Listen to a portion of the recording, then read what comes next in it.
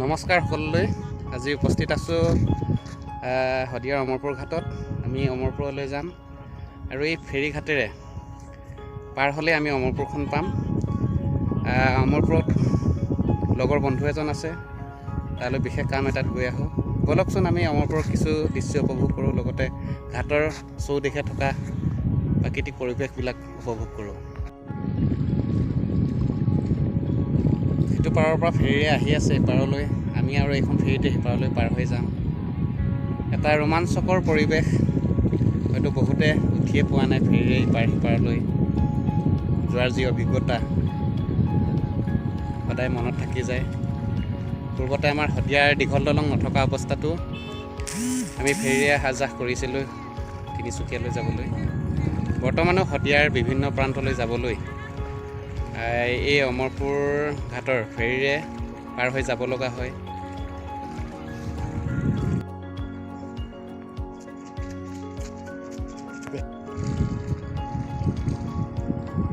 এই অমৰপুৰ ঘাটৰ পাৰঘাটৰ দৃশ্য, খুব সুন্দৰ পৰিৱেশ।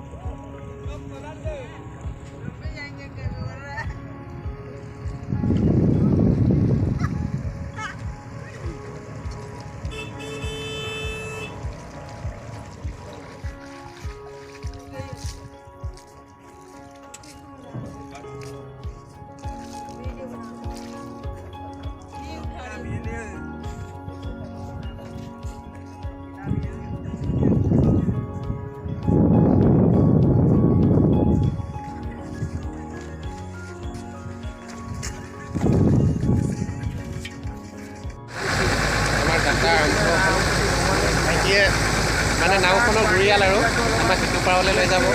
ভাইটি, কিমান দিন হ'ল তোমাৰ চলাই থকা নাওখন? এসপ্তাহ হৈছে ন? আগত চলাই আছিলা? খুব ভাল হৈছে। পাৰ কৰি দিয়ে ভাইটিয়ে নাওখনৰ ঘূৰিয়াল, ৰাতিপুৱাৰে পৰা গধূলি সময়লৈকে আৰু তেখেতে আমাৰ নৈখনৰ ইপাৰ সিপাৰ কৰা। খুব সুন্দৰ। অতি দুখৰ আৰু পৰিতাপৰ বিষয় এই যে বিজ্ঞানৰ যুগতো বৰ্তমানলৈকে শদিয়াৰ পৰা অমৰপুৰলৈ যোৱা যিটো নেকি আমাৰ ফেৰী সেৱা, তাৰ আহিব লগা বাটটো একেবাৰে অৱস্থা তথৈবচ। বৰ্তমান চৰকাৰখনে যি ধৰণে ঢাক ঢোল বজাই যে উন্নয়ন বহুতখিনি কৰিছে, সেইটো ক্ষেত্ৰত যি ধৰণে কৰিব লাগে তেনে ক্ষেত্ৰত মানে কোনো দেখা পোৱা নাই। আৰু অমৰপুৰবাসী এটা সম্পূৰ্ণ পঞ্চায়ত, কেইবাখনো গাঁও জড়িত হৈছে আৰু লাখতকৈ অধিক জনসংখ্যা থকা স্বত্তেও যিখিনি সুব্যৱস্থা হ'ব লাগিছিলে বৰ্তমানৰ চৰকাৰখনে কৰি দিয়া নাই। গতিকে চৰকাৰক অনুৰোধ জনাইছোঁ যে অনাগত দিনবোৰত যিদৰে চৰকাৰে ৰাজনৈতিক মুনাফাৰ কাৰণে যিবিলাক উন্নয়নৰ আঁচনি ঘোষণা কৰিছে, সেইবিলাকৰ ক্ষেত্ৰত তেওঁলোকে ৰাইজৰ সুবিধাৰ কাৰণে বাট পথ পদূলি সম্পূৰ্ণৰূপে নিয়াৰিকৈ বনাই দিয়ে। ধন্যবাদ।